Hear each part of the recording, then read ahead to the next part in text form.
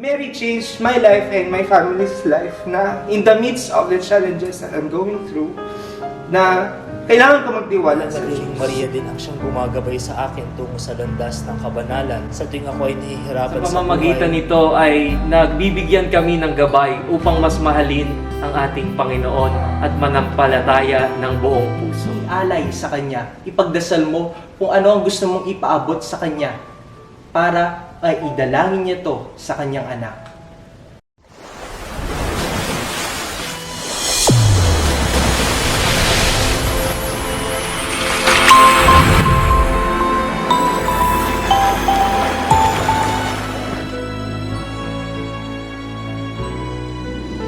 Ang papel na ginagampanan ng mahal na Birheng Maria sa buhay ko ay siya ang laging nagpapaalala na sa tuwing ako'y nawawala ng pagtitiwala sa Diyos. Nariyan si Maria upang ako'y paalalahanan na laging patuloy na magtiwala sa kanyang anak. At ang mahal na Birheng Maria din ang siyang gumagabay sa akin tungo sa landas ng kabanalan. Sa tuwing ako ay nahihirapan sa buhay, ang mahal na Birheng Maria ay laging nagbibigay sa akin ng kapahingahan sa pamamagitan ng pakikinig sa utos ng kanyang anak at sa pamamagitan ng kanyang pagmamahal. At lagi kong nararamdaman ang kanyang makainang pagmamahal. Ang papel na ginagampanan ng mahal na Birheng Maria sa buhay ko ay ang laging pagpapaalala na patuloy na magtiwala at sumampalataya sa kanyang anak.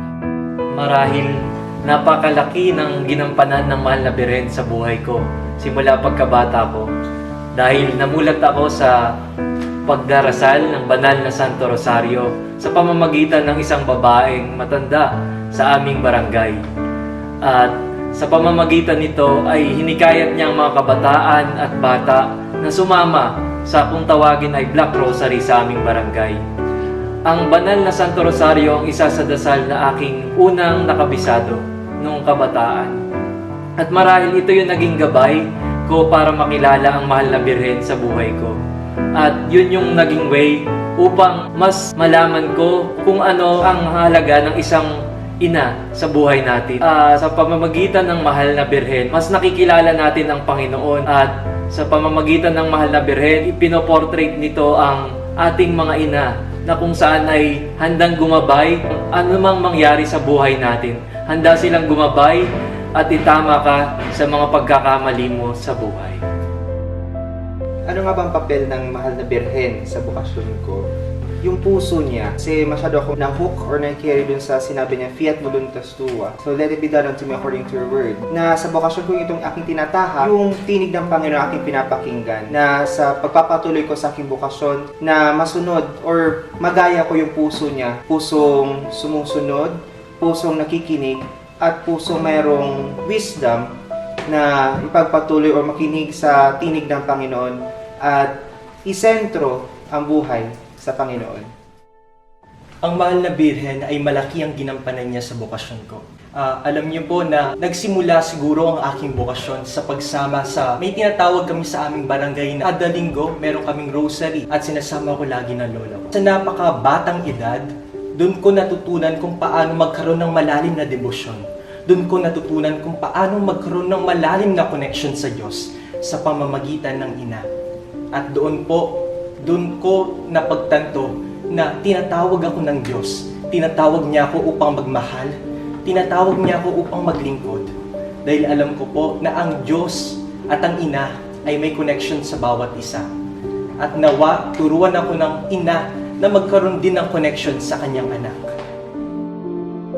Ang napili kong titulo ay ang Our Lady of Guadalupe o ang Birhen ng Guadalupe sapagkat yan ay lagi nagpapaalala sa akin ng pagtitiwala sa Diyos anuman ang mangyari. Gaya ng kanyang pagpapakita kay San Juan Diego. At nung si San Juan Diego ay nagpunta sa obispo at ang obispo ay hindi pa rin naniniwala. So ang sinabi niya kay San Juan Diego na ipakita mo itong tela na ito, ipapakita ko ang aking sarili. Nung dinala nga ni Juan Diego ang isang puting tela at doon nga nagpakita ang mahal na Birheng Maria at lahat sila naniwala kasama ng obispo. So, ang palatandaan lang ang imbitasyon sa akin ng mahal na Birhen ng Guadalupe na sa oras ng hindi pagtitiwala sa Diyos, lagi siyang nariyan. Laging nagpapahiwatig na anuman ang mangyari, anumang unos na dumating sa buhay, anumang hamon ang ibigay ng buhay sa atin, malungkot man, mahirap man o anuman, ang mahal na Birheng Maria ay laging nariyan, hindi mapapagod na magpaalala at laging magsasabi sa atin na, "Anak, magtiwala ka sa aking anak dahil siya lamang ang mas nakakaalam at kung ano ang mas makabubuti para sa iyo." Ang paborito kong Marian title ay ang Our Lady of Kaysasay, na kung saan ay nanggaling ako sa bayan ng Batangas, kung saan ako ay lumaki rin at natuto ng mga bagay na dapat kong matutunan sa buhay. At sa aking pagkadapa, na doon ko nakita ang Our Lady of Kaysasay sa buhay ko. Marahil ako ay lumaki rin sa Maynila, ngunit sa kabila nito ay sa tuwing ako'y uuwi sa aming bayan sa Batangas, na Limerick, ay palaging hindi ko kinakalimutang dumaan sa Our Lady of Kaysasay. Maging ang aking mga bisita na kasama ay dinadala ko sila sa Our Lady of Kaysasay, na kung saan ay ang pura paroko ngayon ay si Father Martinez. At sa kabila nito, ang Our Lady of Kaysasay ay isa sa mga pinapaniwalaang nagpapagaling sa mga may sakit. Marahil ay ang aking ina ngayon ay dumaranas ng sakit na stroke, pero sa kabila nito, sa kanyang pamimintuho sa Our Lady of Kaysasay ay patuloy siyang gumagaling sa kanyang sakit. Marahil isa ito sa mga milagrong nangyari. At ang Our Lady of Kaysasay ay ang Queen of the Archdiocese of Lipa, na kung saan ay ang buong Batangan ay namimintuho sa kanya. Ang kanyang kapistahan ay tuwing December 8 and 9. Patuloy kaming nananampalataya sa Our Lady of Kaysasay kasama ang aming buong pamilya at ang buong Batangan na siyang naniniwala sa kanyang himala. At sa pamamagitan nito ay nagbibigyan kami ng gabay upang mas mahalin ang ating Panginoon at manampalataya ng buong puso. Ang paborito kong Marian title is The Our Lady of Peña Francia. Hindi naman porke sa taga Bicol. Na-realize ko lang kasi on my 21st birthday, bukod kasi sa Peña Francia, nung maliit pa po ako, I really love the image of Mary. I really love her image. Doon ko na-realize when I was 21, on my 21st birthday, doon ko siya nakilala. Bukod kasi sa favorite kasi Our Lady of Peña Francia, I've also come to know na yung birthday ko nag-fall sa apparition ni Our Lady of the Pillar, which is so, doon ko na-realize na i-consecrate yung buhay ko in the likeness of Mary.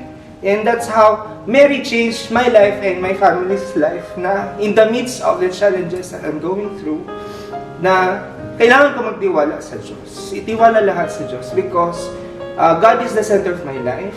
God is the provider, na in the midst of my needs, necessities na kailangan namin, na natutupad, nangyayari, napoprovide because nandun yung tiwala. Nandun yung tiwala kay Lord. And na all this life, na ialay ko yung buhay ko kay Lord. And for the sake of God's kingdom. At ang paborito ko pong Marian title ay ang Birhen de los Remedios, ang patron po sa amin sa Pampanga. Ito ang naging paborito ko dahil noong bata pa kami, tuwing ninilibot nila or tuwing nagkakaroon, ang tawag po namin ay krusada. Sa mahal na Birhen, iikot siya sa buong barangay. Talagang pupunta siya sa amin sa kapilya namin. At wala silang pinipili kahit na mahirap ka, mayamang barangay, mahirap na barangay. Sabi nga po sa Kapampangan, malukay ang maning parokya, puntalan na ka. Mahirap man ang parokya, pupuntahan ka niya. At nung bata pa ako noon, wala akong kaalam-alam. Ano ba to? Anong meron dito? Sinasabi lang sa akin ng lola ko, magdasal ka, pagdasal mo kung anong gusto mong ialay sa Kanya. Ipagdasal mo kung ano ang gusto mong ipaabot sa Kanya para idalangin niya to sa Kanyang anak. Ang lagi kong pinagdarasal sa mahal na ina, mahal na Birheng Maria ay huwag niya akong papabayaan sa kahit na anong paglalakbay ang ginagawa ko sa aking buhay.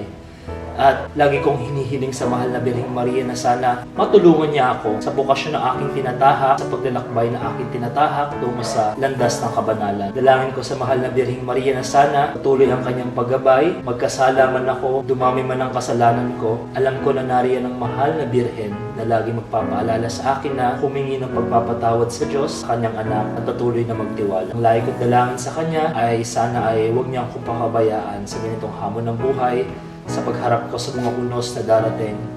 Alam ko na nariyan siya lagi at hindi niyo ako papabayaan.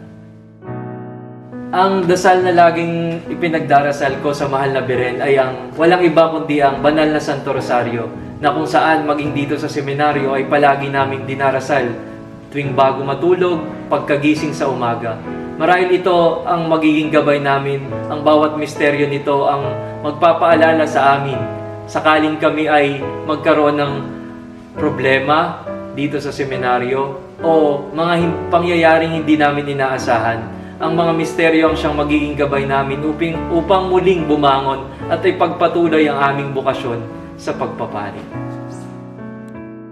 Lagi ko ipinagdarasal sa mahal na Birhen na yung puso ko ay matulad sa kanya. Ang pusong tumutugon sa tawag, pusong puno ng kabutihan. Nasa lahat ng ginagawa ko, nakikita hindi ako, kundi yung Panginoon sa akin, si Jesucristo. Hindi ako mabait o hindi ako tumutulong o gumagawa ng kawanggawa sa iba sa kadahilan na gusto ko lang na masatisfy yung sarili ko, na makilala ko bilang si Clifford. Pero na makita nila ang Panginoon na nananrabaho o tumatrabaho sa aking buhay, sa buhay ng iba, sa pamamagitan ko. Ang lagi ko pong ipinagdarasal sa mahal na Birhen ay sana ipanalangin niya ako sa Diyos. Alam ko, ina, na malakas ka sa Diyos. Alam ko na close talaga kayo ng anak niyo. Kaya minsan kapag ako'y nahihirapan, binubuksan ko ang kandila sa kwarto ko at may kasamang pagbibiro sa mahal na bayan. Alam ko, ina ka ng Diyos, tulungan mo po ako. Tulungan mo po ako, ipagdasal mo ako. Malakas ka sa Diyos, malakas ka sa anak mo. Happy birthday to you. Happy birthday to you. Happy birthday, happy birthday, happy birthday to you. Maligayang bati, mahal naming ina, Mula po sa inyong mga anak, dito sa Lorenzo Mission Institute.